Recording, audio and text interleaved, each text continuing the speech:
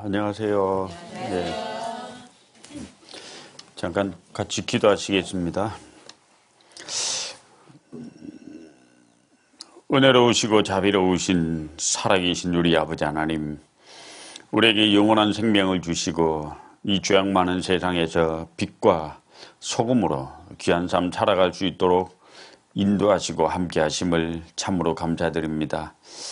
이번 한 주간 이곳 원주 서부교회에서 전해지는 귀한 말씀 가운데 성도들 말씀 듣고 또 귀중한 분들 하나님의 말씀을 들을 수 있도록 인도하심을 참으로 감사드립니다. 이 시간 또 귀한 말씀을 들으러 우리 귀한 발걸음 이곳에 있습니다. 예비하신 귀한 말씀 들려주시고 말씀을 듣고 상고하는 가운데 하나님이 우리를 향한 뜻과 계획을 더욱 분별하며 살아갈 수 있도록 도와주시옵소서. 귀하신 예수님 이름 받들어 기도드립니다. 아멘. 성경 야고보서 1장을 보시겠습니다.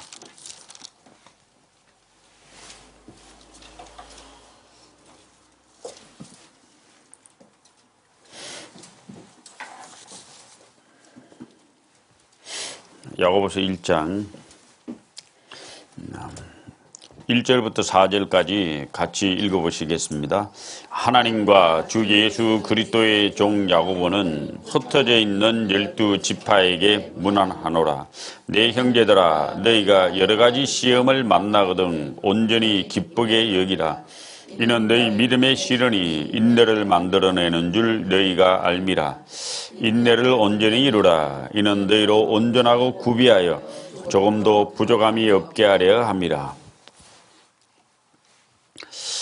오늘 주제는 담임 목사님께서 얘기하셨듯이 성숙한 그리스도인이라는 주제로 잠깐 한번 생각해 보려고 합니다. 야고보서는 신약성경 거의 제일 뒤에 나와 있는 책입니다. 야고보서의 기자는 예수님의 육신의 친동생 야고보입니다. 예수님의 육신의 친동생이 여러 명 있는데 그 중에 두 사람이 신약성경 각각 한 권씩을 기록하게 됩니다. 여기 나와 있는 야고보서는 바로 밑에 동생 야고보가 기록하고 유다서, 요한계시록 바로 앞에 있는 유다서도 예수님의 육신의 동생이 기록을 합니다. 그들은 어렸을 때부터 한 집에서 나고 자랐던 자기 육신의 형 예수님이 나중에 하늘에서 내려오신 하나님임을 알게 되고 그를 위해 목숨을 바치고 헌신하며 복음을 전하게 됩니다. 이 야고보, 사도 야고보는 사도행전 15장에 보면은 사도회의를 하게 됩니다. 율법과 은혜에 대해서 사도회의를 하게 되는데 거기에서 결론을 낸 중요한 인물입니다. 그 예루살렘 교회 초대교회 수장이었습니다. 리더였죠. 그래서 AD 33년에 예수님이 십자가 못 박혀 돌아가신 이후에 사도 야고보는 AD 한 62년경에 죽었다고 신학자들은 순교했다고 얘기합니다. 약 한 30년 가까이 예루살렘에 기거하면서 예루살렘 교회의 수장으로 초대교회에 굉장히 중요한 역할을 했던 인물. 그가 중요한 역할을 할 수 있었던 여러 가지 동기가 있었겠지만은 예수님의 육신의 동생이잖아요. 지대한 역량과 또 많은 교훈을 같은 집에 나고 자란 그 하나님, 육신을 입고 오신 하나님 예수님을 통해서 많은 영향을 받게 됩니다. 우리가 가장 많은 영향을 받는 사람은 가족이잖아요. 그래서 디모데전서와 디도서에 보면은 목사 선출하는 자격, 집사를 선출하는 자격, 장로를 선출하는 자격에 반드시 거론되고 있는 것이 자녀들과 가족의 신앙입니다. 집과 자녀를 잘 다스려 모든 단정함으로 순종케 하는 자라야 할지니 사람이 자기 집을 잘 다스릴 줄 알지 못하면 어찌 하나님의 교회를 돌아버려. 이 전도인이 된다는 건 또 집사님이 된다는 교회 리더가 된다고 하는 그 가운데 가장 중요한 것은 가족의 신앙이고 한 사람의 개인의 삶과 그의 모습, 가치관, 인격, 영성, 지성 그 모든 것은 사실 아내와 가족에게 많은 영향을 미치게 됩니다. 예수님은 분명히 많은 영향을 자기 가족들에게 영향을 미쳤을 것이고 사도 요한은 예수님의 이종 사촌간이었거든요. 이 요한복음과 요한계시록, 요한 1서, 2서, 3서를 기록한 사도 요한은 예수님의 마리아의 여동생의 이제 아들이기 때문에 이종 사촌간이 됩니다. 이 가족들에게도 많은 영향을 끼치게 됩니다. 예수님의 육신의 친동생이었던 사도 야고보, 굉장히 중요한 야고보서를 기록하게 됩니다. 사도행전 15장에 보면 그 음행과 목매어 죽인 것과 피와 우상의 제물을 멀리하는 것이 가하다고 하는 사도회의의 결론을 낼 인물. 갈라디아서 2장 9절에 보면은 사도 바울이 갈라디아에 있는 교회에 편지를 쓸 때 초대교회 교회 기둥이라고 하는 인물이 세 사람 나옵니다. 베드로, 요한과 이 야고보서를 기록한 야고보의 이름이 갈라디아서 2장 9절에 기록이 됩니다. 사도 야고보는 이 성경을 기록한 목적은 뚜렷한 목적을 가지고 기록하게 되는데, 초대교회 구원받은 유대인들에게 이 편지를 주로 보내게 됩니다. 구원을 받은 유대인들에게. 첫째, 왜 이 편지를 보내게 되는가 하면은 그들은 동족 유대인들로부터 핍박과 박해를 받습니다. 유대인들은 원래 하나님이 한 분이라고 계속 배웠거든요. 신명기 6장에 보면은 우리 하나님 여호와는 오직 하나인 여호와시니라고 하는 유일신 하나님을 믿었는데, 초대교회 예수님이 죽고 부활하신 이후에 또 다른 하나님이 있다고 전파하는 사람이 생긴 게 기독교거든요. 또 다른 하나님이 예수님이잖아요. 그러니까 정통적인 유대인 입장에서 보면은 예수를 전파하는 사람은 이단인 거예요. 다른 육신을 입고 온 하나님이 있다고 하니까, 그때 하나님이 십자가에 죽은 청년이요. 그 완전히 인격 모독이다, 신성 모독이거든요. 자, 그래서 동족 유대인들로부터 엄청난 핍박과 박해를 초대교회 그리스도인들은, 특히 유대인 그리스도인들은 받게 됩니다. 그리고 초대교회 당시에는 체계적인 신앙생활을 배운 적이 별로 없어가지고 유대교적 간섭, 또 습관에 의해서 미숙한 삶을 하는 사람이 많았습니다. 올바른 삶에 대한 실천이 없어가지고 말로만 이야기하는 사람도 많았고, 재물 축적에 관심이 많아가지고 이 내세에 대한 확실한 신앙보다는 땅의 현세적 신앙을 갖는 유대인들이 또 많았습니다. 그리고 믿음에 대한 강조만 한 나머지 실천적 삶에 대한 실천이 굉장히 부족했던, 한마디로 이 편지를 적게 된 원인은 영적으로 또 행동적으로 성숙하지 못한 그리스도인도 인해서 교회 내적 많은 마찰이 있었고, 이 인격적으로 영성적으로 성숙하지 못한 사람의 특징은 말이 거칩니다. 언어가 절제된 언어가 나오지 못하고 그냥 튀어나오는 언어를 얘기합니다. 그러다 보니까 말에 있는 상처를 서로 엄청나게 받아가지고 교제가 어렵습니다. 그래서 미숙한 사람의 특징은 외적으로 오는 신앙의 시련과 고난, 역경에 어려워하고 그걸 굉장히 불편해합니다. 그리고 내적으로도 하나 되지 못하고 질서가 잡히지 않아가지고 이 편지를 적게 됩니다. 이 야고보서에 많이 나와 있는 단어가 온전함이라는 단어입니다. 1장 2절.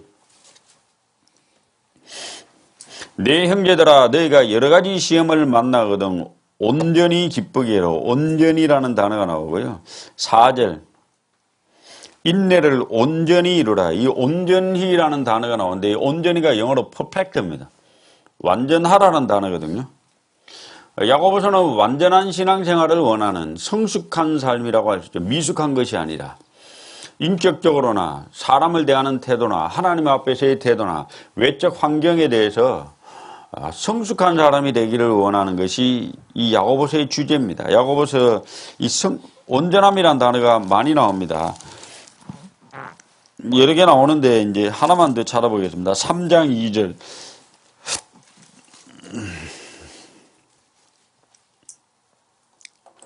우리가 다 실수가 많으니 만일 말에 실수가 없는 자면 곧 온전한 사람이라. 말에 실수가 없는 자면 온전하다라고 했더니 온전하게 영어로 perfect man입니다. 그 말에 실수가 없는 자가 퍼펙트한 사람이다. 자, 이 온전함이란 단어, 다른 말로는 성숙한 사람이다. 인격이 갖춰진 사람이다. 잘한 사람이다.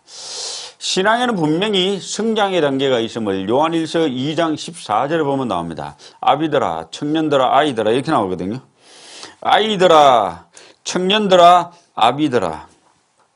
우리의 삶도 아이로부터 시작을 하고 그 청년이 되고 이제 어른이 되잖아요. 아이들의 특징이 있습니다. 대부분 생각해 보면 아이들의 특징 금세 변하고 변덕이 죽을 듯하죠. 금방 좋았다가 싫었다가 모든 게 자기 기준입니다. 아이들. 청년들은요. 육체는 자랐는데 혈기는 왕성한데 열정은 대단한데 뭔가 이렇게 좀 정제되지 않은 절제되지 않은 그리고 아비들은요. 열정은 조금 활동성은 좀 떨어져도 생각이 깊고 사고가 깊으니까 잘 싸우지 않고 아이들과 청년들이 있는 곳에 많이 싸웁니다. 다툽니다. 시기 질투가 많습니다. 서로 불편해하는 게 많습니다. 금세 좋았다 금세 싫었다가 합니다. 어른들은요. 그런 게 별로 없잖아요. 다툼도 줄어들고 성숙한 모습으로 인내할 줄 알고 참을 줄 알고 또 용서할 줄 아는 게 어른들입니다. 자, 예수님도 그 지혜와 키가 자라가면서 하나님과 사람에게 더 사랑스러워 가시더라. 지혜와 키가 자라가는 과정이 반드시 우리의 삶 속에 있고 야고보서는 지혜가 자란 성숙한 사람의 특징적 모습을 매 장마다 이렇게 묘사를 하고 있습니다. 골로새서 1장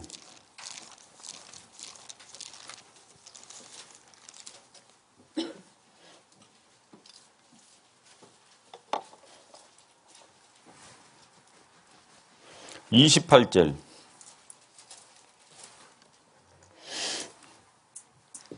골로새서 1장 28절 같이 읽어보시겠습니다. 우리가 그를 전파하여 각 사람을 권하고 모든 죄로 각 사람을 가르치면 각 사람을 그리스도 안에서 완전한 자로 세우려 함이니. 여기 끝에 보면 완전한 자가 perfect입니다. Every man perfect in Christ. 자, 모든 사람을 완전한 자로 예수 안에서 완전한 자로 세우려 합니다. 왜 전도자가 하나님의 말씀을 전하고 권면하고 가르치느냐? 이 목회자는 우리 교회는 전도인이라고 하잖아요. 대부분 많은 목회자라는 이제 통칭으로 씁니다. 우리 교회 전도인이 주로 하는 일은 설교하고 신방을 다니고 사람을 이렇게 권면하고 그런 일을 합니다. 왜 하냐? 각 사람을 그리스도 안에서 완전한 자로 세우기 위해서. 많은 교회 내 문제라든지 인간 간의 문제는 미숙함 때문에 생깁니다.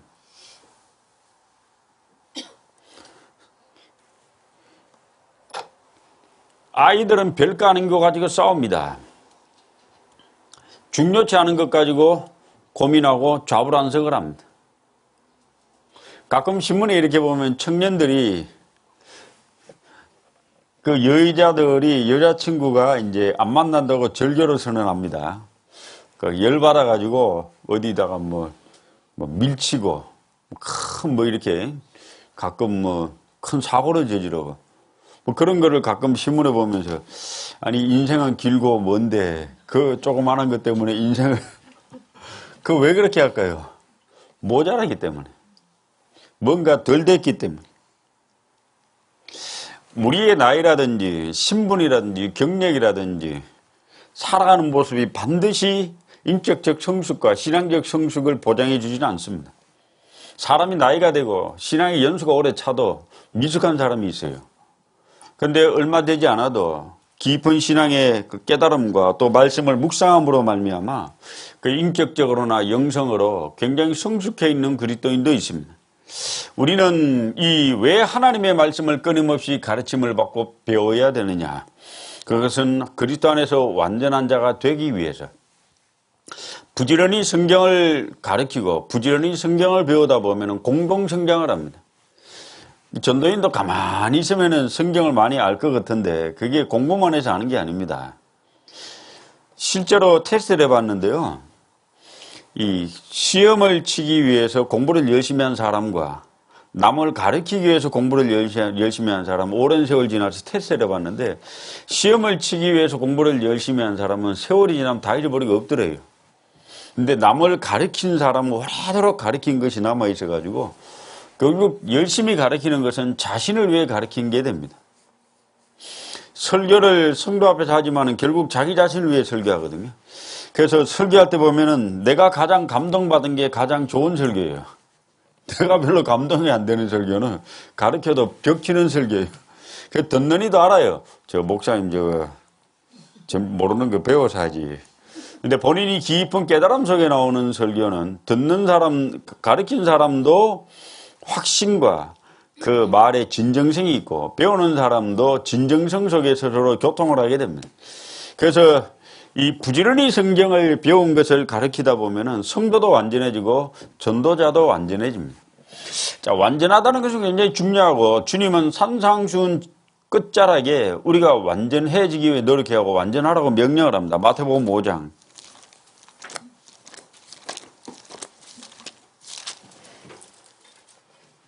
마태복음 5장 48절.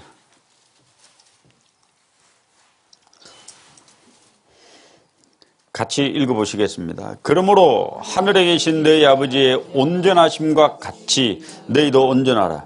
영어로 퍼펙트입니다. 하나님은 완전하신 분이죠. 지성이나 영성이나 감성이나 뭐 하나님은 다 완전한데 이건 이해가 안 되죠. 하나님 보면 우리가 어떻게 완전해지냐고요. 우리 사람인데 아담 자손인데 땅에 듣고 사는 더러운 존재인데 매일 아침에 세수해야죠. 이빨 닦아야죠. 얼굴을 가다듬어야죠. 사람이란 참 불편한 존재예요. 사는 자체가 사람 지나간 자국엔 전부 다 쓰레기가 산재되어 있습니다. 여학생들이 모여있는 앉는 자리에 교회 가보면 머리카락 천지요. 그것도 긴 머리카락 천지라 수시로 그 청소해줘야 돼요.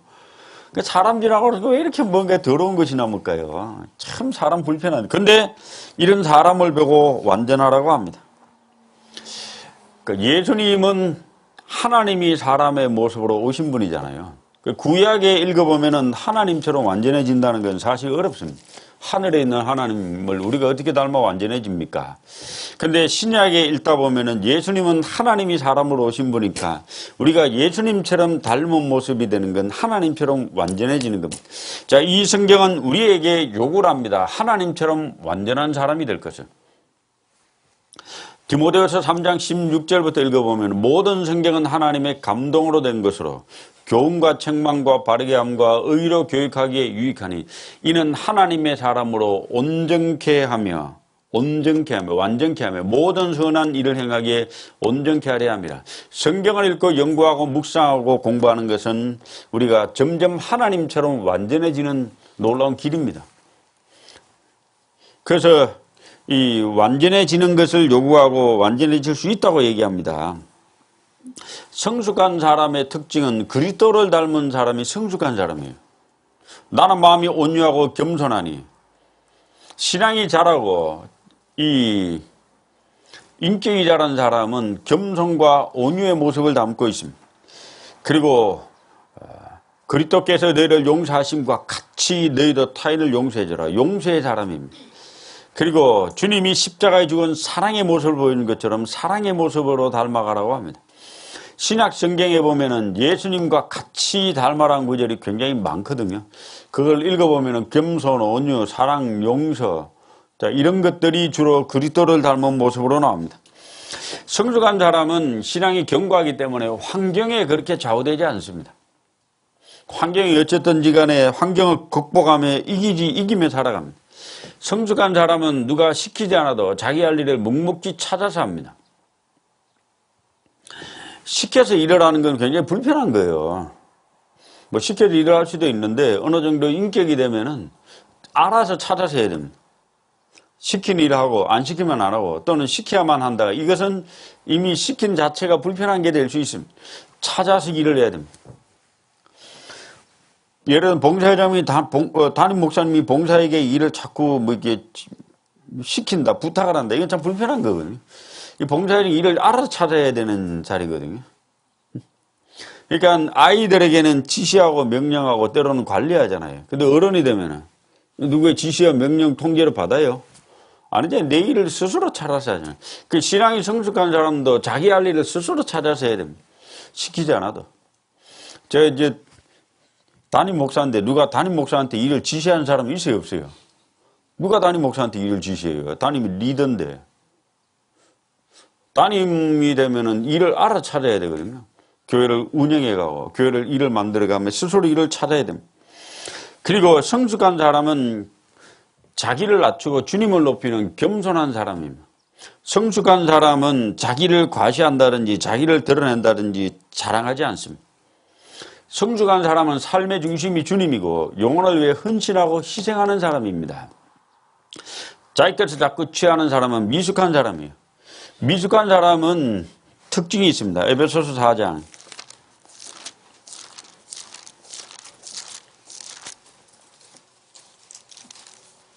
14절.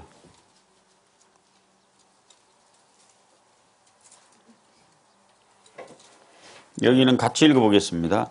이는 우리가 이제부터 어린아이가 되지 아니하여 사람의 괴술과 간사한 유혹에 빠져 모든 교훈의 풍조에 밀려 요동치 않게 하려 함이라. 어린아이는 괴술과 간사한 유혹에 잘 빠집니다. 그 어린아이는 쉽게 요동하고 감정의 기복이 심해요. 그러니까 신앙이 미숙한 사람은 쉽게 감정이 요동하고 변화가 됩니다. 그 타인의 자그마한 말에 쉽게 상처를 받고 화를 내고 역정을 내고 토라집니다. 삐치죠. 잠적합니다. 교회로 왜 안 나온지 물어보면 누구 말에 상처받았대. 그럼 자기는 누구한테 상처 안 주는가? 우리는 서로 상처를 주고받습니다. 자기는 뭐 완벽한 사람인가? 서로에게 상처를 주고받기 때문에 그거는 자신의 미숙함과 인격의 낮음을 스스로 드러내는 거예요. 신앙이 성숙한 사람은 괴술과 간사한 유혹에 빠져 요동치 않습니다. 미숙한 사람은 뿌리가 깊지 못하기 때문에 마음의 내면을 가꾸는 것보다는 외적 것을 자꾸 추구합니다. 마음의 내면은 어떻게 가꿔질까요? 독서만 한 건 없습니다. 성경을 깊이 자주 묵상하는 사람, 그리고 책을 읽기를 좋아하는 사람은 깊은 생각의 내면을 갖고 있습니다. 그래서 미숙한 사람의 특징은 분별력이 약합니다. 뭐가 옳은 것인지, 뭐가 그런 것인지, 뭐가 선인지, 뭐가 악인지, 뭐가 나은 것인지, 뭐가 덜 불편한 걸 잘 모릅니다. 일시적인 것과 영원한 것을 잘 분별하지 못하고 더 중요한 것과 덜 중요한 걸 분별을 잘 못하기 때문에, 그리고 어려운 말을 잘 이해하지 못하기 때문에 이 미숙한 거예요. 미숙한 사람의 또 특징은 말이 미숙합니다. 언제 어디서 무엇을 어떤 말을 해야 될지 경우에 합당한 말을 잘 못 찾아요. 그 엉뚱한 말하고 안 되는 말하고 들어도 잘 이해 안 되는 말을 합니다. 대인과의 의사소통에 조금 문제가 있는 사람은 미숙한 사람입니다. 미숙한 사람은 생각이 미숙하기 때문에 일이 한쪽 방향으로 치우쳐져 있고 자기 마음을 절제하고 다스릴 만한 능력이 부족해요. 미숙한 사람은 이 모인 곳에 특징이 있습니다. 신앙이 미숙한 사람 모인 곳의 특징은 항상 다툼과 분쟁이 있어요. 지각지각 맨날 싸워요. 왜 맨날 싸우냐? 서로 미숙하기 때문에. 인격적으로 영성으로 부족하기 때문에 맨날 싸워요. 그리고 미숙한 사람의 또 특징이 있습니다. 자기를 나타내기를 그렇게 좋아해요. 뭘 자꾸 드러내고 싶어. 내가 뭐 했는데, 내가 어떤 사람인데, 내가. 그래서 미숙한 사람은 쉽게 요동하고 유유부단하고 자기 의사를 드러내기만 기뻐하고 시킬 일만 하려고 하고 소극적 삶을 삽니다. 그리고 고집스럽고 삶의 중심이 자기예요. 그래서 자신이 불편하면 견디지 못하고 상대방을 공격합니다. 공동체 유익을 위해서 뭔가 이렇게 발휘한다든지 이게 좀 개선하자고 하는 건 이해가 되는데 자기가 불편하면 못 견디는 것이 이제 미숙한 사람입니다. 그리고 눈앞에 있는 것을 가지고 감정적으로 일치하고 싸웁니다. 야고보서 1장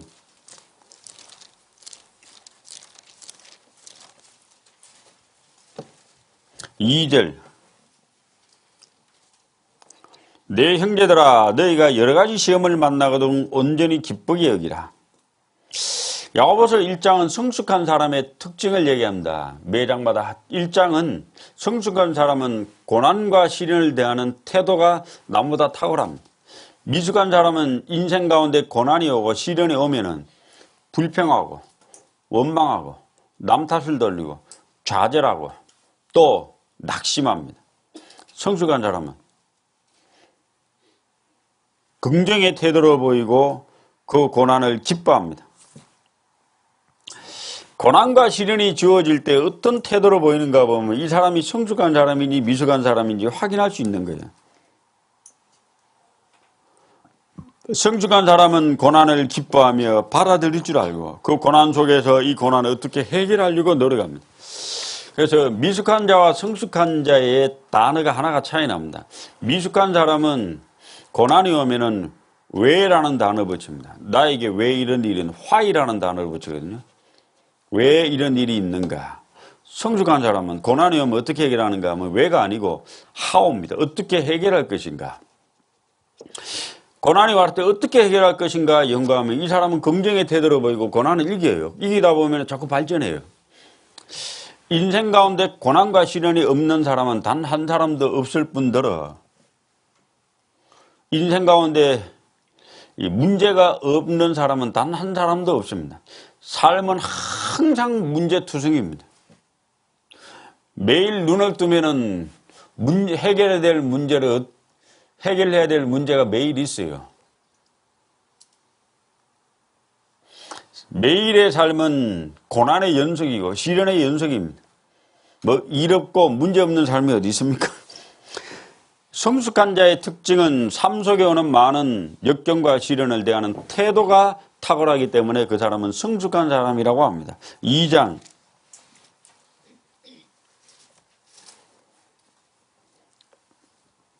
1절 내 형제들아 영광의 주 곧 우리 주 예수 그리스도를 믿는 믿음을 너희가 받았으니 사람을 외모로 취하지 말라.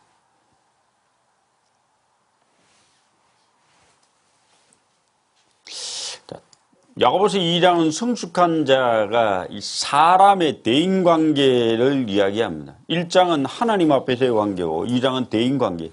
대인관계는 미숙한 자의 특징은 자기밖에 몰라요. 그럼 성숙한 사람은 8절 너희가 만일 정에 기록하기를 내 이웃 사랑하기를 내 몸과 같이 하라. 성숙한 사람은 타인을 사랑합니다. 두 번째 13절 긍휼을 행하지 아니하는 자에게는 긍휼 없는 심판이 있으리라. 긍휼은 심판을 이기고 자랑하리라. 성숙한 사람은 타인을 불쌍히 여길 줄 압니다. 기본적으로 배려할 줄 압니다. 성숙한 사람은 편견과 편벽이 없이 이웃을 사랑하고 불쌍히 여기며 대하는데 미숙한 사람은 편견과 편벽을 가지고 차별을 가지고 사람을 대합니다. 타인에 대한 배려가 별로 없습니다. 자기중심주의이기 때문에.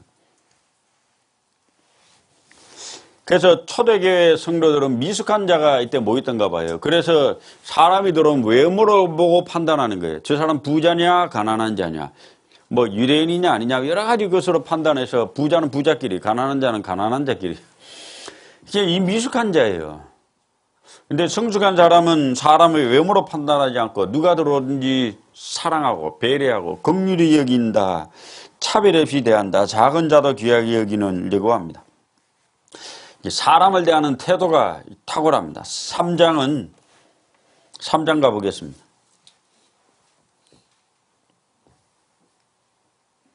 3장 2절 같이 읽어보겠습니다.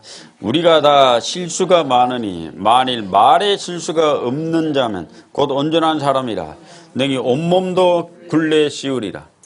3장은 성숙한 자의 특징 중에 세 번째는 언어와 관련된 이야기를 합니다. 언어는 그 사람의 인격입니다.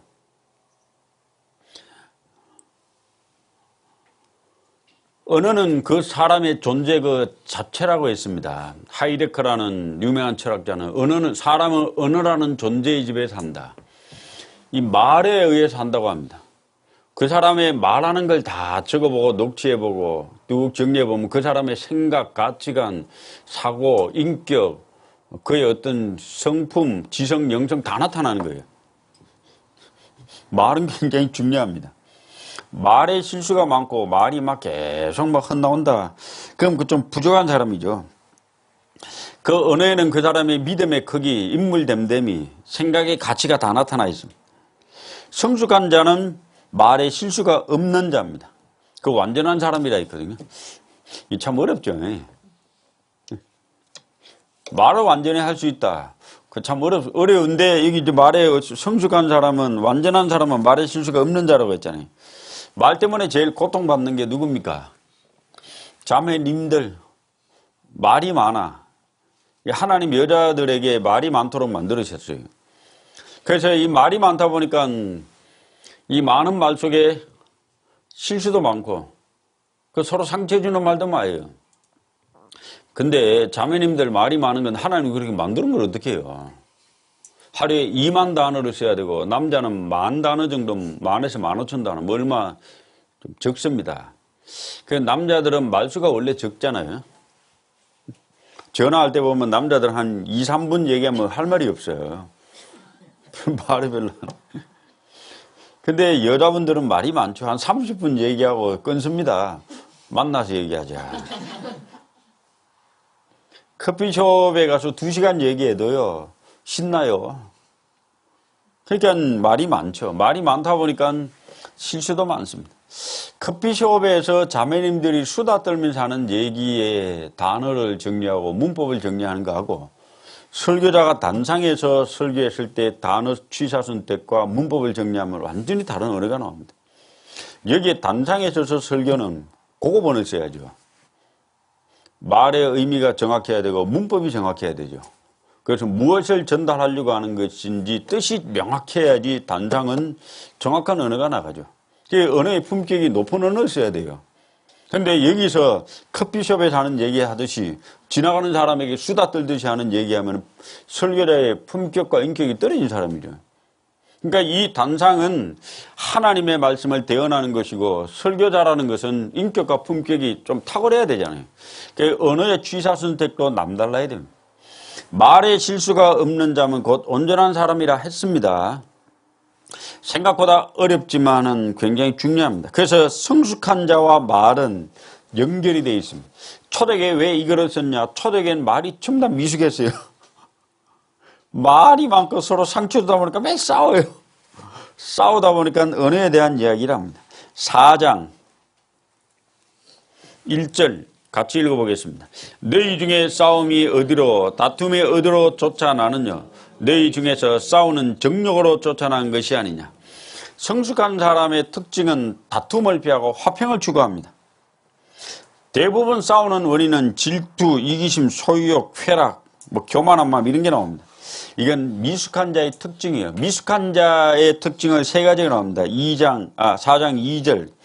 너희가 욕심을 내거든. 미숙한 자는요, 소유욕이 남달라요. 식욕이죠. 그 다음에 4절.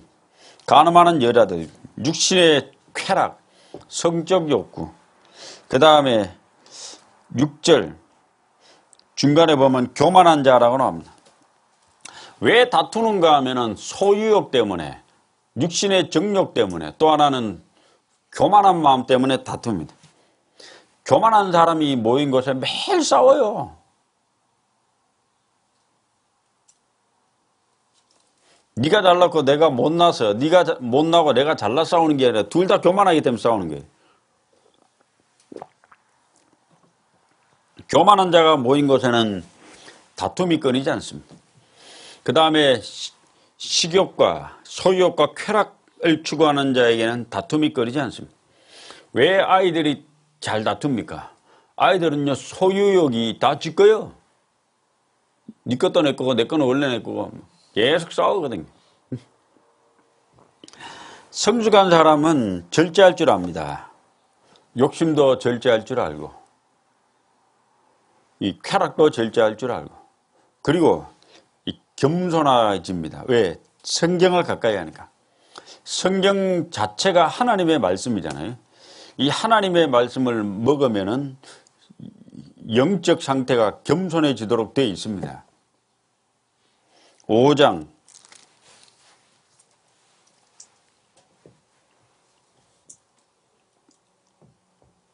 7절.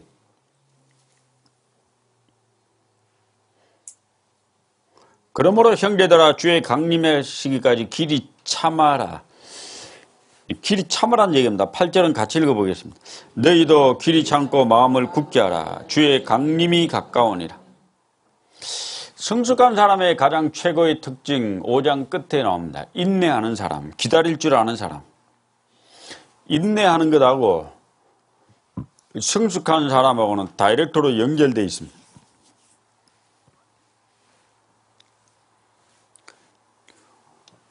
제가 이제 영성에 관련된 책을 했는데 그 목사님은 이렇게 적어놨더라고요. 자기가 생각하는 최고의 영성은 자기는 두 개로 꼽는다. 하나는 절제하는 것하고 하나는 인내하는 거다. 물론 그분의 이제 나름의 개인적인 의견입니다. 이걸 읽으면서 좀 공감을 했습니다. 제가 맞다. 절제할 줄 아는 사람, 인내할 줄 아는 사람. 인내는 이 사랑의 극치이자 성숙의 극치입니다. 잘 참을 줄 모르는 사람. 자, 이 사람은 덜 성숙된 거예요. 야고보서 1장부터 5장까지 5장마다 뚜렷한 특징이 있습니다. 성숙한 사람은 고난을 대하는 태도가 탁월합니다. 고난 속에 참을 줄 알고, 고난 속에 기뻐할 줄 알고, 고난 속에 능동적으로 대처할 줄 압니다. 성숙한 사람은 사람을 대하는 태도가 탁월합니다. 사랑과 긍휼로 용서할 줄 알고, 배려할 줄 알고, 편백과 편견이 없이 사람을 대합니다. 성숙한 사람은 언어 사용 능력이 탁월합니다. 말의 온전함, 그 말을 남을 배려할 줄 알고 사람을 이해할 줄 아는 득스럽게 말할 줄 압니다. 선한 말을 하려고 하고 조심해서 유익한 말을 하려고 노력합니다. 성숙한 사람은 다툼과 시기, 질투, 미움 이런 걸 피하고 화평과 은혜를 추구합니다. 자족하며 살아갑니다. 성숙한 사람은 자기에게 준 위치에 감사하며 시련과 고난을 극복할 줄 알고 인내하며 하나님의 뜻과 하나님의 인도하심을 참으며 기다리는 자가 성숙한 자입니다. 이 5가지가 이제 매 장마다 뚜렷하게 이제 나옵니다. 그럼 초대교회의 이 성도들은 이 야고보서를 받는 수신자들은 어땠을까요?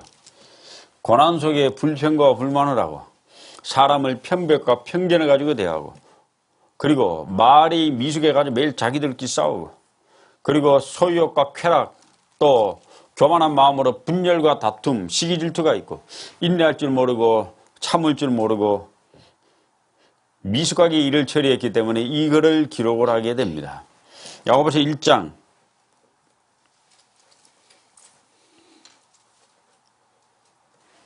2절 3절을 같이 읽어보겠습니다. 3절 4절을 같이 읽어보겠습니다. 이는 너희 믿음의 시련이 인내를 만들어내는 줄 너희가 알미라. 인내를 온전히 이루라. 이는 너희로 온전하고 구비하여 조금도 부족함이 없게 하려 함이라.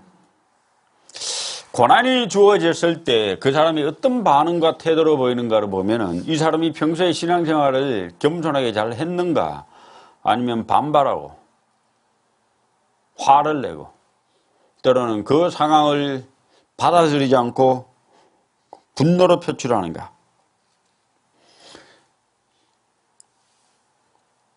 고난이 없는 인생은 단 한 명도 이 지구상에 없어요. 문제가 없는 인생은 한 명도 없어요. 칼 포퍼라는 사람이 이런 말을 했습니다. 인생은 곧 문제 해결이다. 매일 아침에 우리는 문제를 만납니다. 삶은 매일 문제를 어떻게 해결해 나느냐가 중요하지 문제 자체가 없다는 것은 문제가 없으려면 어떻게 하면 돼요? 죽으면 돼. 죽으면 문제가 없어요. 삶 속에 살아가는 자체가 매일의 시련과 역경을 극복하는 삶입니다. 성공한 사람은 고난과 좌절이 모든 사람이 다 있기 때문에 고난과 좌절 속에 가라앉고 그리고 좌절하고 이런 걸 배운 게 아니고 고난과 좌절 속에 고통을 이기고 견디는 법을 배웠습니다. 그러다 보니까 성숙한 거죠. 그 삶의 시련을 더 나은 인생을 위한 발판으로 삶으며 나아간 거죠. 그래서 확실히 알아야 될 게 있습니다. 인생은 큰 문제로 가득하다는 것을 확실히 깨달아야 됩니다. 문제 자체를 문제 삼는 게 그게 진짜 문제예요.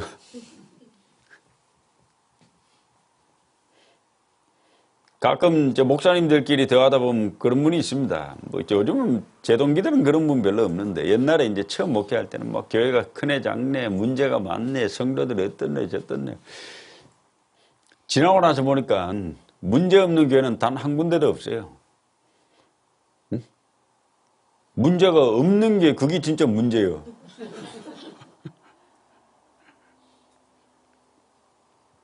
뭐 좋은 교회가 뭐 얼마나 좋은 교회가 있을 것 같아요. 대한민국에 우리 교회 230개 교회인데 어느 교회 가면 뭐 잘 살 것 같아요. 다 똑같습니다. 그거는 생각 가치 자체를 바꿔야 돼요. 내가 있는 교회는 뭐 안 좋고 남의 교회 커 보인다. 그거는 생각이 잘못된 거예요. 내가 있는 교회가 제일 좋은 교회예요.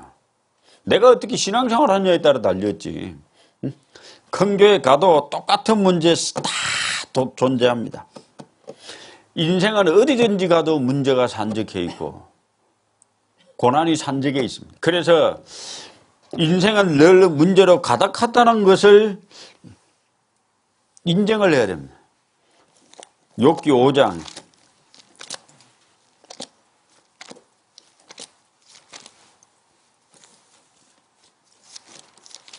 욥기 5장 7절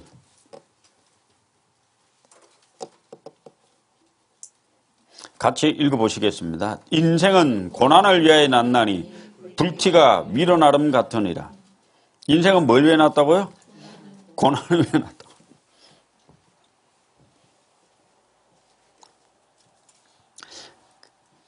큰 교회 가도요 고난은 다 존재하게 되어 있습니다.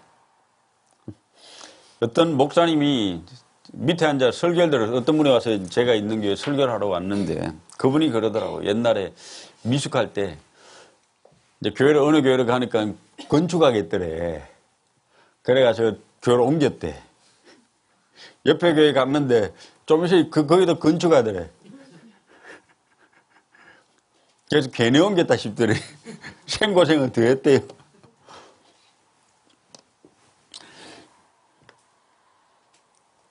인생은 고난을 위해 냈기 때문에 하나님이 가만 놔두겠습니까? 제가 어떤 책을 읽었습니다. 스카펙이라는 사람이 쓴 책, 아직도 가야 할 길. 그 글을 잠깐 인용해 보겠습니다. 이것은 위대한 진리다. 아니, 가장 위대한 진리 중 하나다. 이것이 위대한 진리인 것은 이 진리를 진정으로 보게 되면 그것을 초월하게 되기 때문이다.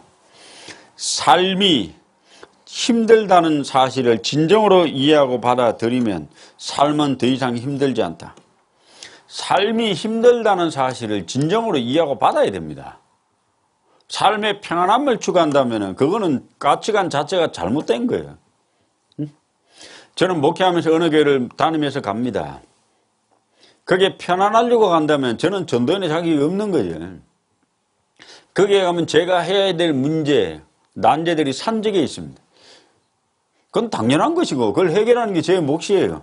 그래서 문제가 있으면 문제가 있구나. 그럼 임원들하고 의논해서 문제를 해결할 것인가. 그게 제 역량이고 그 제 일이고 문제가 하나씩 해결되면 제가 또 신앙이 성숙되고 인격이 성숙되죠. 삶이 힘들다는 사실을 받아들이고 나면 그 사실이 더 이상 중요하지 않아 보이기 때문이다. 대부분의 사람들은 삶이 힘들다는 이 진리를 온전히 보지 못한다. 이 책 사람 쓴 책인데 왜 사람들이 힘든가? 삶이 힘들다는 사실 자체를 인정하지 않으려고 하니까 힘든 거예요. 직장생활 힘들어요, 안 힘들어요? 힘들죠. 편안한 직장이 어디 있어요? 월급을 그냥 주는 직장이 어디 있냐고. 뭔가 헌신하고 뭔가 수고하고 뭔가 노력해야죠. 편안함만 추구하고 사람과 좋은 관계만 추구한다면은 그건 좀 문제라고 생각합니다. 자신에게 주어진 일을 극복하고 삶의 문제를 매일 어떻든지 해결해서 나아가려고 해야 되죠. 임원은 매일 문제와 마주하게 됩니다. 이 문제를 어떻게 해결할 것인가. 세계적으로 유명하게 된 사람도 전부 다 문제 해결을 통해 유명하게 된 거예요. 이순신 장군은 임진왜란이 없었으면 이 땅에 그냥 그저 그런 사람이고 역사 속에 이름이 묻혀질 뿐입니다. 근데 임진왜란이라고 하는 엄청난 전란 속에 그분이 평소에 갈고 닦았던 그것이 그 문제를 통해 그 엄청난 시련과 역경을 통해 그의 능력이 나타나서 23전 23승이라는 세계 역사상 전무후무한 전쟁을 승리한 겁니다. 임진왜란은 우리나라의 위대한 장군이 아니라 실제로 세계적인 위대한 장군입니다. 세계 4대 대전 중에 하나를 임진왜란 때 일어났던 전쟁으로 이야기하거든요. 세계 역사가 저 하얀 인간이라고 그러거든요. 백인들 위주로 쓰여져 그래서 그렇죠. 실제로 세계 역사는 거의 백인 위주로 적혀가지고 승리자의 위주로 적혀 자기들이 세계를 정복했잖아요, 한때. 승리자의 위주로 적혀 그렇지. 이 사실 이 공평하게 쓴다면요, 중국의 역사라든지 이 한국의 역사라든지 세계 많은 역사가 기록돼야 될 겁니다. 그런데 그런 건 많지가 않고 백인 위주로 기록되니까 이순신 장군 이름이 유럽 사람 잘 모를 뿐이죠. 역사를 아는 사람은 대단한 사람. 자, 이순신 장군은 고난 속에 좌절한 것이 아니라 그것을 어떻게 극복할 건가 계속해서 이기며 나간 사람입니다. 미국의 초대 대통령 조지 워싱턴은요, 영국군은 그 당시 세계 최강의 군대를 보유하고 있었고 미국은 국가가 없잖아요. 오합지졸이요. 미국이 영국과 싸운다는 건 무슨 말도 안 되는 얘기입니다. 군대도 없는데 뭐. 네? 미국 군대와 함께 미국 군대로 오늘날 군대도 없는 나라가 싸운다. 말도 안 되잖아요. 근데 미국은 그 당시 전쟁하러 나온 사람이 민병대입니다. 농사 짓다가 곡괭이 들고 나온 사람이에요. 그런 사람이 최강 영국 군대를 향해 싸워 이긴다. 불가능한데 조지 워싱턴이 이겼거든요. 수많은 위기와 시련 가운데 결코 좌절하지 않고 기도로서 정말 하나님 앞에 간구함으로써 정말 그 위기를 어떻게 극복할 건가 계속 연구해가지고 결국 전쟁에 이겼기 때문에 미국의 독립전쟁의 영웅이 되었고 미국의 초대 대통령이 됩니다. 그러니까 성경에 나온 인물 요셉도 애굽에 가서 감옥에서 훈련받아 총리 대신이 되고 다윗도 10년간 고난 속에 됩니다. 그러니까 고난이라고 하는 것은 삶 속에서 주어지는 놀라운 축복이고 그 고난을 대하는 태도가 성숙한 사람인지 미숙한 사람인지를 보게 합니다. 궁극적으로 야고보서 1장은 고난 속에 좌절하고 낙심하는 사람은 결코 성숙한 사람이 될 수 없다는 걸 얘기합니다. 고난에 감사하고 삶 속의 문제를 어떻게 해결할 건가를 연구해서 하나님 앞에서 성숙한 사람이 되어야죠. 그래서 고난을 통해 능력 있는 사람이 되고 고난을 통해 성숙한 사람이 되고 고난을 통해 지혜 있는 사람이 됩니다. 야고보서 1장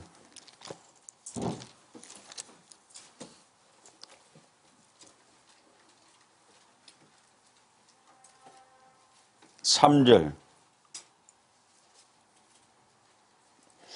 이는 너희 믿음의 시련이 인내를 만들어내는 줄 너희가 알미라. 믿음의 시련은 삶 속에 항상 존재하는 거예요.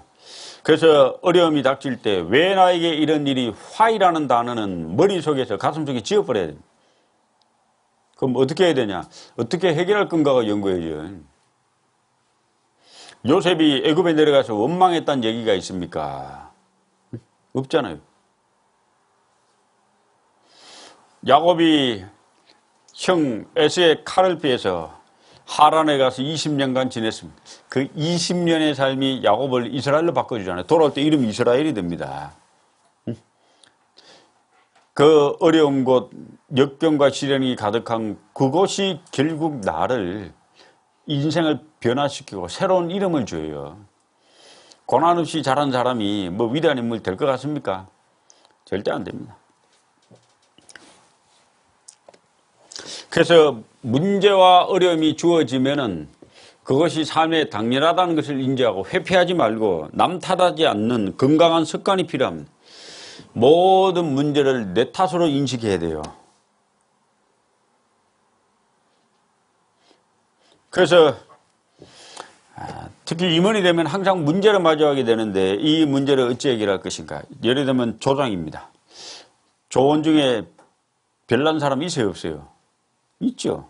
말도 지지도 안 들어. 그런 분이 없는 조가 어디 있어요? 뭐 신앙생활 잘하는 분만 모여있는 조면 행복할 것 같아요? 행복 안 합니다. 문제가 있어야 그 문제를 해결하면서 조가 조금씩 발전합니다. 교회도 어떤 문제가 맞닥뜨렸을 때 그 문제를 해결하면서 교회가 발전합니다.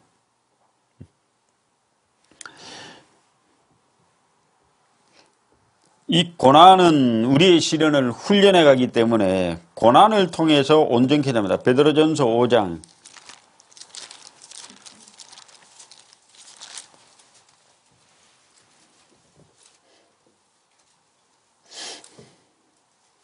10절 같이 읽어보겠습니다. 모든 은혜의 하나님 곧 그리스도 안에서 너희를 부르사 자기의 영원한 영광에 들어가게 하신 이가 잠깐 고난을 받은 너희를 친히 온전케 하시며 굳게 하시며 강하게 하시며 털을 경고케 하시리라. 여기 10절 중간에 보면 잠깐 고난을 받은 너희를 친히 온전, 고난을 통해서 온전, 퍼펙트, 완전해집니다.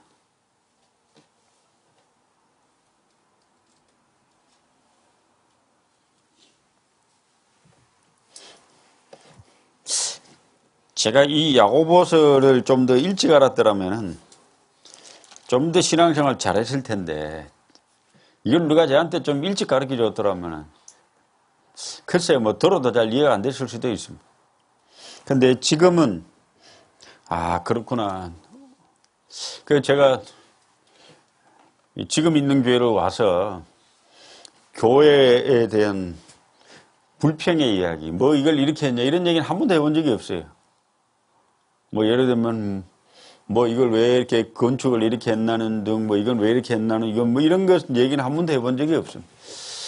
이것을 교회 현재 닥친 문제가 뭔가를 이렇게 보려고 하고 그 문제를 어떻게 해결하려고 대화를 하다 보니까 그 식구들도 이게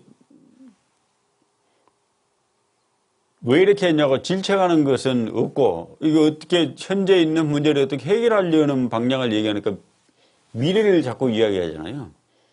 과거에 대한 질책보다는 미래에 대한 비전을 얘기하니까 미래에 대한 비전이 그들 가슴 속에 격려를 주고 위로를 주거든요. 과거에 대한 후회와 회한이 아니고, 인생 되돌아보면 뭐 잘한 게 몇 개 있어요? 별로 없어요. 교회도 마찬가지입니다. 지나온 길 뒤돌아보면요, 되게 못한 것만 자꾸 생각나. 뭐 이거 왜 이렇게 된 거예요? 근데 그거 누구 탓이요? 우리 각자 탓이죠 뭐. 근데 그것을 지적하고 그것에 대한 문제를 삼는다면 교회는 과거에 발목이 잡혀버립니다. 미래에 대한 진보가 안 되죠. 과거에 대한 발목을 잡기보다는 현재 어떻게 나아갈 방향을 제시해주고 미래의 비전을 제시해줘야 교회가 나아가죠. 위로 가죠. 과거의 고난은 오늘 우리의 삶을 더 온전케 만들어줍니다. 교회는 항상 문제가 존재하고 이 교회는 공동체가 모인 곳이기 때문에, 그리고 과거를 되돌아보면 항상 왜 그랬을까 조금 불편한 게 많습니다. 자, 근데 그 고난은 우리를 더욱 아름답고 고난 가운데 승리토록 만들어줍니다. 미래를 위한 비전, 더 나은 길을 위한 목표를 가지고 한번 살아보시면 그게 성숙한 자가 아닐까요? 히브리서 5장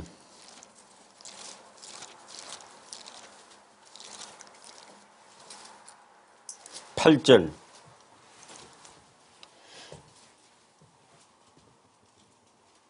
그가 아들이시라도 받으신 고난으로 순종함을 배워서 9절 온전하게 되었은즉. 히브리서 5장 8절 9절 9절에 보면 온전하게 나오죠. 그죠? 뭐 때문에 온전하게 됐습니까? 고난으로. 자, 우리 자매님들, 형제님들 계신데 고난이 없는 사람은 완전히 안 되는 거예요. 군대를 가서 훈련을 받지 않은 군인이 완전한 군인이 되겠습니까? 훈련이 없이 어떻게 완전히 됩니까? 그리스도인의 삶에 고난이 없이 완전케 되기가 어려운 겁니다. 예를 들면은 우리 교회 뭐 큰 교회 있습니다. 서울중앙교회라든지 광주교회라든지 큰 교회가 있습니다. 큰 교회에서 구원을 받고 큰 교회에서만 신앙생활을 했다고 합시다. 근데 건축이 끝난 지 한참 되고 건축공업 해본 적이 없다고 합시다. 교회에 대한 고민을 해보고 이 교회가 발전하기 위한 어떤 기도해보지 않은 사람이 교회를 얼마나 사랑하겠습니까? 교회가 큰 데만 있다고요 뭐 신앙이 성숙되고 자란 거 절대 아니거든요. 이 뭔가를 고민해보고 교회 발전을 위해서 막 고생도 해보고 작은 데 생각도 해보고 일꾼이 더 많이 나오는 거예요. 실제로 큰 교회 나오는 일꾼보다 작은 교회에서 고생하면서 자라는 일꾼들이 일꾼 자체는 더 많이 나옵니다. 그렇다고 뭐 큰 교회는 안 좋고 작은 교회 좋다 이게 아니고 고생을 한 것이 결국 온전케 된다는 이 얘기를 하는 겁니다. 그래서 성숙한 그리스도인의 특징은 고난을 대하는 삶의 태도가 탁월합니다. 고난이 왔을 때 그냥 그것 자체를 그 당연한 것으로 받아들이고 어떻게 해결할 건지 연구해야 됩니다. 야고보서 돌아가 봅니다. 2장, 3장, 4장은 이 사람에 대한 태도입니다. 이것을 오늘 지금 이 순간 하기엔 너무 시간이 없습니다. 2장은 대인관계에서 어떻게 성숙하게 대할 거냐. 미숙한 사람은 편견을 가지고 편백되게 대합니다.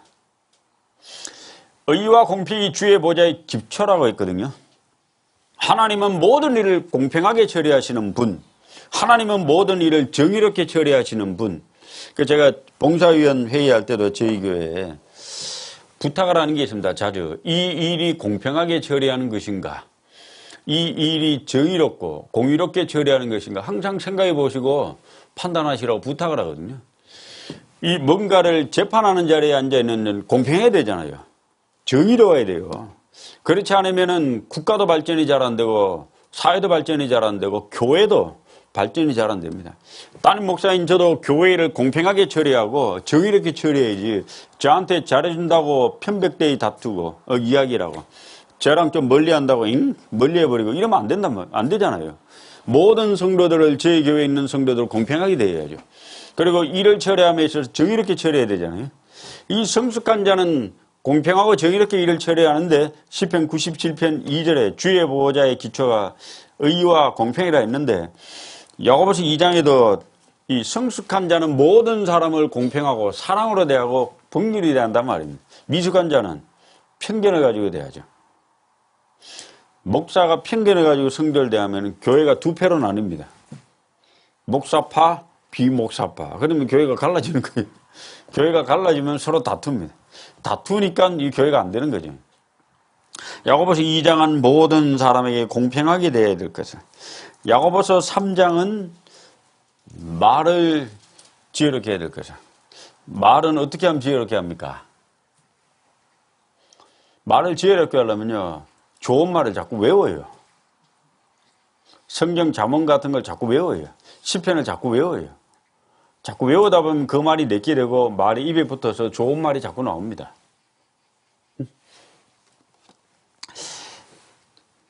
말이 간결하고 단순한 사람이 의미 전달을 잘합니다. 말이 길고 복잡하면요 골치가 아파요. 듣는 사람 머리가 죽어요. 그래서 잘 이해되는 말이라는 것은 의미 전달이 목적이거든요. 내 뜻을 남에게 전달하는 게 말이 목적이기 때문에 말은 이 의미만 정확히 전달되면 그만이라고 했습니다. 그 말은 간결하고 단순하고 명료하고 정확해야 된다는 걸 얘기합니다. 근데 자매님들 말은 복잡해. 빙빙 돌려 얘기하는 데다가 의미 전달이 잘 안 되고 듣다 보면 막 헷갈려 버려 막.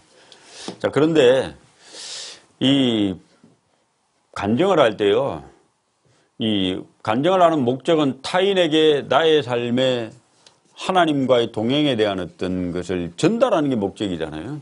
그러니까 내가 어려운 말을 많이 하는 게 중요한 게 아니고 말을 간결하고 명료하고 단순하고 쉽게 내 생각을 전달하기 위해서 노력하는 게 필요합니다. 자, 그래서 말이 쉬울 때 서로 이해가 잘 돼요.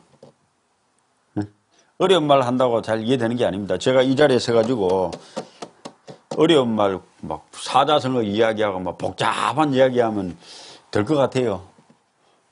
뭐 줘야 좋지. 유식함을 자랑하니까. 아는 것도 없지만. 근데 듣는 이가 은혜가 안 되잖아요. 영어로 막 계속 쓴다고 합시다. 막 그러면 뭐 이해될까요? 안 되잖아요. 쉬운 말을 해야죠. 그래서 이 말이라는 것은 그 타인으로 하여금 이해가 되기 위해서 하는 글이기 때문에 말은 간결하고 명료하고 쉽고 그리고 덕스러운 언어를 해야 됩니다.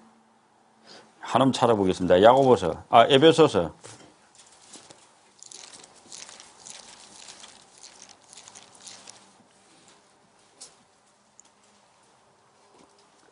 에베소서 4장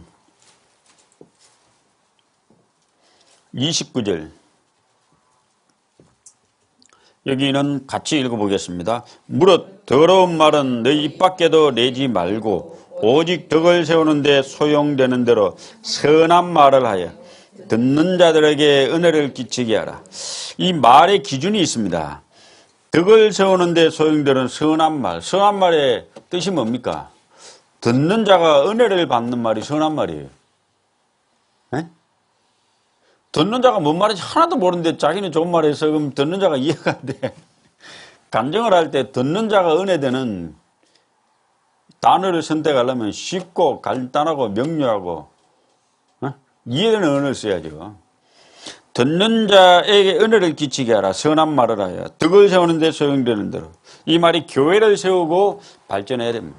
말은 중요합니다. 그래서 그 사람이 쓰는 단어는 그 사람이 쓰는 언어는 그 사람의 생각과 가치관이기 때문에 말을 통해서 그 사람의 인격과 신앙이 드러납니다. 싸움닭이 있어요, 교회에. 말만 하면 비꼬아가지고 쫙 쏩니다.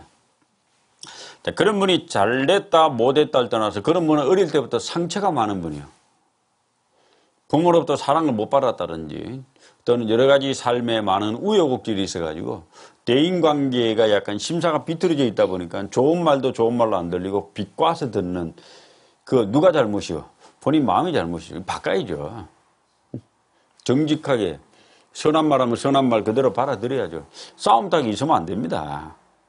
은혜의 닭이 있어야지. 자, 말 잘해야 됩니다. 4장, 5장 가보겠습니다. 5장 11절을 같이, 에베소서 5장 11절. 자, 본문으로 돌아옵니다. 에베소서 5장 11절. 5장 11절 같이 읽어보겠습니다. 보라, 인내하는 자를 우리가 복되다 하나니 너희가 욥의 인내를 들었고 주께서 주신 결말을 보았거니와 주는 가장 자비하시고 긍휼히 여기는 자신이라. 자, 이 에베소서 5장의 제일 마지막에 이 성숙한 자의 가장 중요한 특징이 나옵니다. 이 제일 중요한 단어입니다. 인내. 미숙한 사람과 성숙한 사람을 구별하는 놀라운 잣대가 바로 인내라는 겁니다. 미숙한 사람은 참을성이 없어요. 뭐 분노로 표출하고 그냥 막 확 자신의 생각을 막 다 드러냅니다. 성숙한 자는 참을 줄 압니다. 나폴레옹이 이런 말을 했습니다. 목표를 다다르는 데는 두 가지가 필요하다. 하나는 능력이고 하나는 인내다. 능력을 갖춘 사람은 소시지만 인내는 의지가 강한 사람이라면 누구나 가질 수 있다. 이런 사람은 나날이 커져 반드시 성공할 것이다.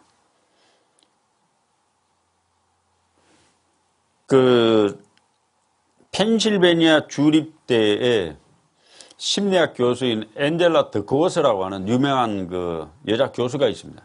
하버드대 심리학과를 나왔는데 이분이 이제 공부를 하는데 미국 웨스트 포인트 미 육군사관학교에서 연구과제가 들어왔습니다. 미 육군사관학교에 들어온 아이 중에 5명 중에 1명이 중도에 그만둡니다. 미국 육군사관학교 입학하려면 미국 전체 고등학교 중에 상위 1% 안에 들어가는 최고 우수 중에 우수한 인재가 들어오거든요. 공부는 당연히 잘하거니와 신체적 조건도 남다른 탁월함, 모든 정신적 상태도 최상위 계층만 그 육군사관학교에 입학할 수 있습니다. 자, 근데 그 중에 왜 20%가 중도에 그만두는가, 왜 그런가를 조사를 부탁받고 오랜 세월 조사를 했습니다. 능력이 같아요. 이미 거기에 들어온 사람들의 능력, 신체적 조건도 같아요. 다 같아요. 열정도 같아요. 다 똑같은데 하나가 차이가 납니다. 하나가 뭔가 하면 끈기, 여기 말로는 인내입니다. 5명 중에 1명은 인내가 부족해서 중도 탈락해버리고 나머지 4명은 인내를 가지고 성공하더라 이거죠. 그래서 그걸 계기로 조사를 계속해봤습니다. 인내하는 누가 성공하는 인생을 가지고 누가 실패하는 인생을 가졌는가. 성공한 사람들의 가지는 특징은 2가지더라 이겁니다. 이 여자는 2가지가 열정과 끈기더라 이거죠. 열정과 끈기. 여기에서 이제 이야기합니다. 한마디로 불굴의 의지를 가진 자가 성공하더라. 그것을 성경에서 인내입니다. 그래서 그 여자가 책을 적어냅니다. 그거 자기가 연구한 걸 가지고 책을 적어낸 게 그릿이라는 책입니다. GRIT, 그릿. 시중에 이제 책이 잘 팔립니다. 그 책을 쭉 한번 읽어봤는데요. 쭉 왜 열정과 끈기가 중요한가를 쭉 이야기합니다. 특별히 끈기에 대해서. 그릿이라는 책을 가지고. 지금 아이들과 대상으로 실험한 것도 적어놓고 하는데, 인내.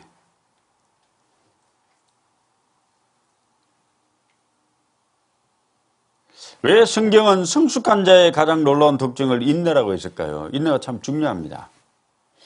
여러분들 삼국지를 읽어보면은 삼국을 통일한 사람이 누군지 아세요? 삼국지 그러면 유비, 관우, 장부, 조조, 송건 이거밖에 몰라. 예를 들면 매일 싸우고 뭐. 삼국지 제일 앞에 유비, 관우, 장부가 나오고 삼국이라는 것이 유비의 총나라, 송건의 어나라, 그 다음에 조조의 위나라, 위촉오거든요. 3개의 나라로 이제 나라가 분권이 돼. 원래 한 나라 하나 있는데, 한 나라가 말년에 이제 부패해가지고 짜게집니다. 위촉오 3나라로, 조조의 위나라, 송건의 오나라, 그 다음에 이건 뭐야? 유비의 총나라. 이렇게 나눠지는데, 그 삼국을 통일한 사람이 누구냐 하면은, 조조의 책사 사마의라는 사람이 삼국을 통일합니다. 그리고 이 삼국을 통일해서 서진이라는 나라로 이름을 이제 최소 통일된 국가를 이룹니다. 자, 그러면 사마의가 왜 삼국을 통일했는가? 제가 궁금했어요, 항상. 이 사마의라는 사람은 왜 어떻게 삼국을 통일했는가? 그래서 얼마 전에 서점에 가니까 사마의 책이 나와 있더라고요. 중국 사람이 쓴 책. 그걸 쭉 읽어봤어요. 읽어보니까 하나 깨달은 게 있습니다. 사마이가 삼국을 통일한 것은 조조의 책사거든요. 조조는 머리가 비상한 사람입니다. 조조는 덕으로서 나라를 통치한 것이 아니라 지혜로 나라를 통치합니다.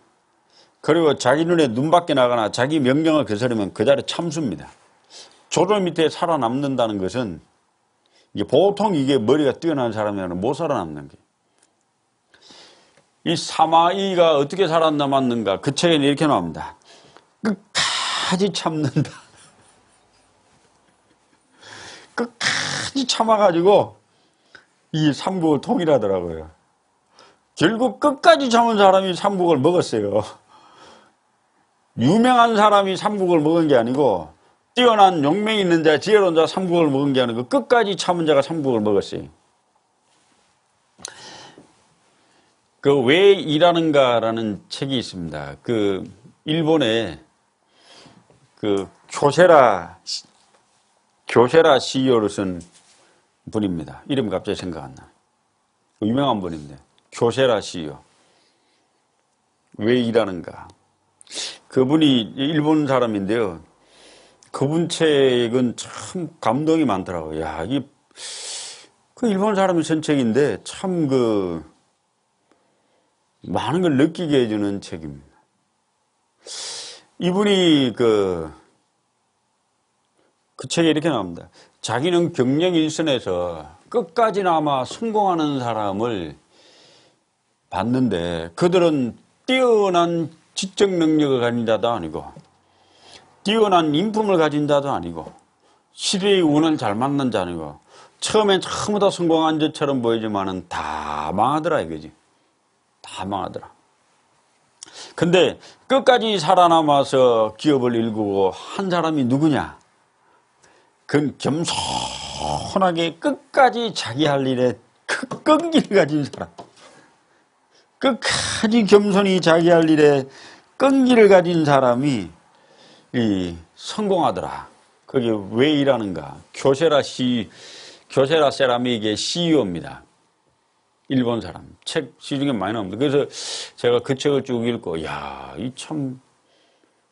근데 이분은 왜 일하는가 답을 적습니다. 일하는 이유는 타인에게 이타적인 삶 때문에. 타인을 기쁘게 하기 위해서. 그분이 자기를 위해서 자기가 성공하고 자기 돈 벌기 위해서 한 사업은 다 망해버렸어요. 자기가 해보니까. 그런데 타인에게 유익을 주기 위해 성공한 사업은 다 성공하더라고요.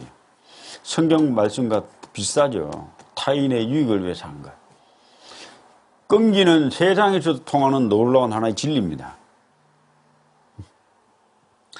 우리나라 기업 중에 최고의 기업 중에 하나라고 하는 기업이 있습니다. 유한양행. 유한양행 유일한 박사님은요, 참 멋있는 분이에요. 기업의 가치를, 돈을 벌어서 그것을 국가에다 환원해주고 이 사회에다가 다 환원해줍니다. 유한양행은요, 그 사회를 대하는 가치가 참 탁월한 기업입니다. 지금도 국민의 칭송을 받는 기업이고 좋은 기업입니다. 왜? 그것을 정말 타인에게 배려해주고 그 뭔가를 일을 하는 목적 자체가 참 선한 목적이거든요. 왜 성경은 오래 참음을 성숙한 그리스도인의 중요한 영성으로 보고 이것이 인격을 갖춘 영성을 갖춘 자라고 하느냐. 이 인내로서 모든 걸 얻거든요. 참을성이 없는 거는 좀 문제가 됩니다. 고린도전서 13장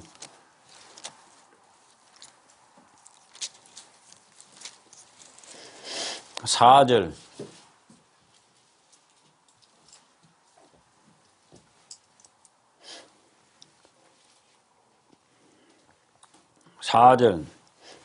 사랑은 제일 먼저 뭐가 나옵니까? 예수님이잖아요. 예수님은 오래 참고부터 시작해. 그 다음에 7절. 모든 것을 참으며 모든 것을 믿으며 모든 것을 바라며 모든 걸 견디느니라. 이 짧은 구절에 참고 견딘다는 게 3번이나 나옵니다. 예수님의 성품은 오래 참는 겁니다.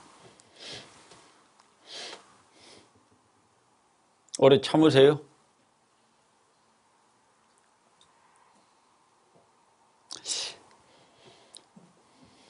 명심보감을 제가 광주에 있을 때 명심보감 책을 두꺼운 책을 누가 저한테 선물해 주셨어요. 그래서 명심보감 책을 이제 두꺼운 책 2권입니다. 상하. 그걸 집에 놓고 가끔 봅니다. 하나님 없는 성경 잠언서예요. 읽다 보면 참 하나님만 대입하면 참 좋겠네 싶은 생각이 듭니다. 그래서 이제 명심보감에 보면요, 제가 읽고 감동받은 구절이 하나 있습니다. 그 자장이라는 사람이 작별 인사를 벼슬에 나가게 됐습니다. 공자에게 문안 인사를 올리면서 스승님, 이제 제가 관직에 나가는데 저에게 줄 중요한 구절 하나 좀 교육해 주십시오. 그래서 공자가 이제 가르칩니다. 모든 행동 위에 참는 것을 제일 위에 둬야 된다. 그때 자장이 묻습니다. 참으면 어떻게 됩니까? 황제가 참으면 나라가 해가 없고, 제후가 참으면 큰 공을 이룰 것이고, 관리가 참으면 그 지위가 높아질 것이고, 형제가 참으면 그 집안이 부귀해질 것이고, 부부가 참으면 백년해로할 것이고, 친구가 참으면 언제까지나 친구의 이름을 불러 우정이 변치 않을 것이고, 스스로도 참으면 근심과 재앙이 없어질 것이니라.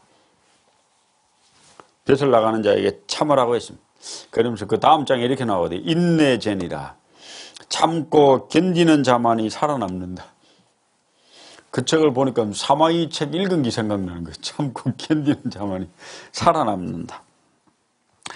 참음은 마음의 보배요 참지 못하면 몸의 재앙이니라. 혀는 부드럽기에 항상 입속에 그대로 있으나 이가 부러지는 것은 다만 강하기 때문이다. 왜 교회가 싸우고 다툼이 있는가? 왜 교회가 불편함이 존재하는가? 교회니까 존재하죠. 사람이 있는 것이니까. 내가 미숙한 사람이니까, 미숙한 내가 들어가니까 존재합니다. 옛날에 어떤 청년이 찰스 스펄전 유명한 목사님에게 와서 질문합니다. 목사님, 완벽한 교회를 어떻게 하면 찾습니까? 그래서 스펄전이 이야기합니다. 완벽한 교회를 찾거들랑 나에게 이야기해 주게. 근데 그 완벽한 교회를 찾는 순간 불완전한 교회가 될 것이지. 왜냐하면 자네가 불완전하기 때문에. 완벽한 교회 있단 말입니까? 없단 말입니까? 없단 말이에요. 그러니까 미숙한 우리가 모여서 살아갑니다. 그러니까 미숙한 사람이 모이는 것은 다툼이 있어요, 없어요? 있죠. 다툼 없으려면 어떻게 하면 돼요? 참으면 되지 뭐. 근데 안 참아 우리는. 내가 참을 줄 알고 한번 해버립니다. 그래서 명심보감에 참고 또 참고 조심하고 또 조심하라. 참지 아니하고 조심하지 아니하면 일이 작은 일이 커져버리느니라. 성경의 가르침과 동일하기 때문에 제가 가끔 읽습니다. 성경에 인내하라고 했잖아요. 고린도 후서 13장.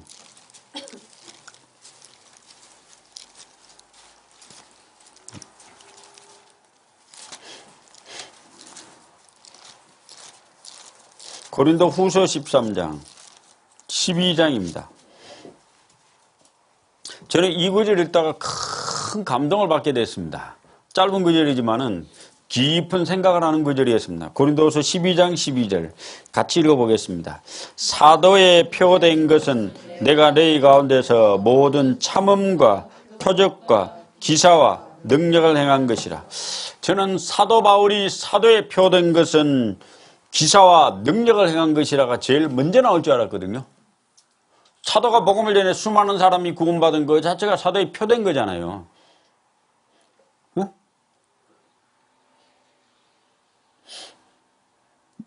역대상에 읽어보면은 다윗이 깨달은 게 나옵니다. 뭘 깨달았는가 하면 하나님이 자기로 이스라엘 왕 삼은 줄을 그제서 깨달았다. 왜?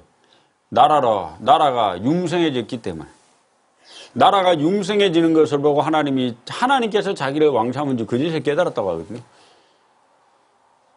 전도인이 돼서 교회를 다니면서 때 하나님 자비가 함께 한다는 확신이 뭡니까? 교회가 커지는 거예요. 융성이 부흥하는 거예요. 자, 근데 여기서 제일 첫 번째 사도에 표된 것 첫 번째가 뭐가 나오는가 하면은 참음입니다. 저는 이 구절 읽고 한참 생각을 했습니다. 사도에 표된 것은 모든 하나님의 능력이 나타나는 것이라고 할 줄 알았는데 사도에 표된 것이 참음이라 이거죠. 저도 저희 교회에서 담임 목회하면서 참아야 될까요? 안 참아야 될까요? 참아야죠. 저도 약간 다혈질적인 성격이라 저는 목사님과 고향이 같은 대구인데 제 동기들 중에 온순한 자를 본 적이 없어요. 여자 같은 남자는 어릴 때 본 적이 없어요. 왜냐면 다 성격이 비슷해. 경상도 남자의 특징이 있습니다. 약간 다혈질에다가 막 고집도 세고 막 마초 같은 성격 이런 것만 보고 자라가지고 목회하다가 뭐 충청도도 가보고 서울도 가보니까 저는 저희 아버지가 설거지를 본 적이 없거든요. 어머니 집에서 청소를 한 걸 본 적이 없어요. 제 동기들도 결혼해가지고 뭐 그런 걸 해본 적이 없어요. 근데 충청도 목회하고 서울에 목회하니까 이 형제들이 또 여자 같은 거예요. 전부 다. 이게 희한하네. 그제서야 많은 걸 깨달았습니다. 이게 참는 게 필요하구나. 또 부드러움이 필요하구나. 지금은 이제 고향 떠난 지가 한참 되다 보니까, 한 30년 되다 보니까 이 부드러움이 강함을 이긴다는 걸 많이 깨닫습니다. 목회하다가 많이 깨달았는데. 이는 다 빠져도 혀는 살아남아 있습니다. 부드러움이 강함을 이깁니다. 강하게 막 마초 같은 것으로 교회를 치료해가지고 될 일이 아니라는 걸 지금은 압니다. 자, 이 사도 바울이 모든 참음이라 했습니다. 우리는 매일의 삶을 참는 삶이에요. 봄에 씨를 뿌리고 가을에 열매를 거두기까지 참죠. 아이를 잉태하고 280일을 참습니다. 잘 참음. 교회가 하루아침에 성장하지 않습니다. 절대 하루아침에 성장하지 않습니다. 오랜 시간 인내로서 성장을 합니다. 2차 세계대전 영웅 처칠이 하루는 목발 짚고 노령의 고인이 어른이 됐는데 한 대학에 초청을 받습니다. 당대 최고의 정치가 2차 세계대전의 영웅, 영국이 자랑하는 최고의 정치가가 처칠입니다. 지금까지도. 이 처칠이 목발을 짚고 영국의 대학에 강연하러 왔습니다. 수많은 사람이 구름대처럼 몰렸습니다. 많은 사진기자 모였습니다. 그 당대 최고의 정치가, 그 민족이 그토록 자랑스러워하는 그 정치가의 마지막 연설을 듣고 싶어서 수많은 사람 모인 거예요. 목발 짚고 올라가가지고 연설합니다. 연설 연설이 딱 한 문장이요. 그러고 내려와 버렸어요. 뭐라고 했는가 하면, 여러분은 절대로 포기하지 마십시오. 요 문장 딱 얘기하고 내려가 버렸어요. 그 수많은 사람들이 모여가지고 1시간인가 설교 들을까 했는데 딱 1분도 안 걸리는 30초 문장을 얘기하고 걸어 내려가 버렸어요. 전부 다 놀란 거예요. 웅성웅성 하는 거예요. 근데 그 짧은 문장이 그 후세 사람들에게 엄청난 강렬한 인상을 줍니다. 포기하지 말라고 하나. 아이가 하루 젖을 잘 먹었다고 성장된 어른이 되는 게 아닙니다. 책 좀 몇 권 읽었다고 철든 어른이 되는 게 아닙니다. 교회가 몇 번 전도 집회했다고 막 대박 나고 부흥하는 게 아닙니다. 아무리 뛰어난 등산가라도 몇 발자국에 산이 정복되는 게 아니거든요. 수많은 발자국을 그려야 산이 정복되고, 수많은 시간, 인내의 시간, 낮과 밤이 교차되고, 수많은 봄, 여름, 가을, 겨울이 지나야 철든 어른이 나오는 거예요. 어른이 그냥 나옵니까? 세월이 지나야 나오잖아요. 사람은 대부분 몇 번 포기하고 안 되니까 쉽사리 포기합니다. 그래가지고는 신앙도 잘할 수가 없고 교회도 잘할 수가 없습니다. 천천히 긴 걸음을 옮겨간다 생각하고 인내 가운데 교회를 차근차근 가야 됩니다.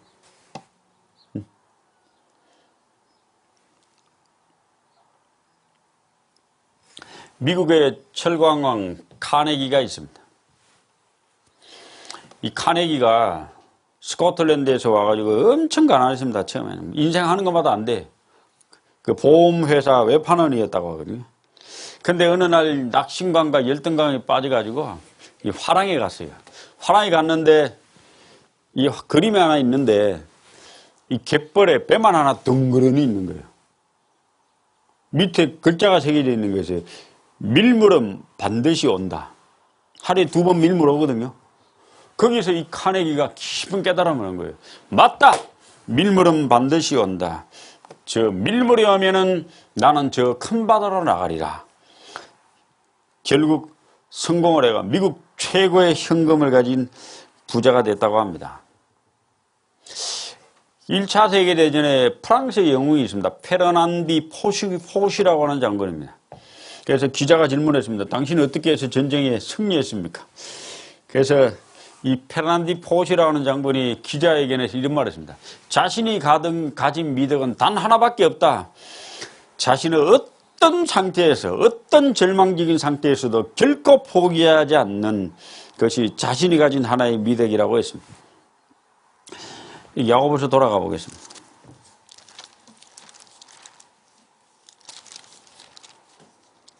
5장 11절. 보라, 인내하는 자를 우리가 복되다 하나니 너희가 욥의 인내를 들었고 주께서 주신 결말을 보았거니와 주는 가장 자비하시고 긍휼히 여기는 자십니다. 우리가 신앙생활 하다 보면은 전도 어렵습니다. 교회 성장 그냥 되는 게 아닙니다. 수많은 우여곡절, 그 많은 시련, 피와 땀의 눈물의 결과로 교회가 성장하지. 몇 번 전도 집회했다고 전도 다 되면 교회당 몇 개 지어야 돼요.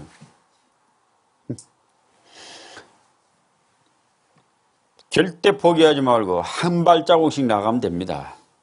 그럼 주님이 지켜주시고 도와주시고 차근차근 나가면 됩니다. 성숙한 자는 절대 포기할 줄 모릅니다. 성숙한 자는 하나님의 도우심을 의지하고 끝까지 인내하고 한 발자국 한 발자국 나아갑니다. 그래서 결국은 산은 정복되고 아이는 철든 어른이 되는 거예요. 교회는 성장하고 또 성장합니다. 서두르지 말고 천천히 나가기만 하면 됩니다. 저는 제가 지금 성남에 가 있는데 이제 가서 내가 모든 걸 다 이루고 갈 수는 없다. 그거는 불가능하다.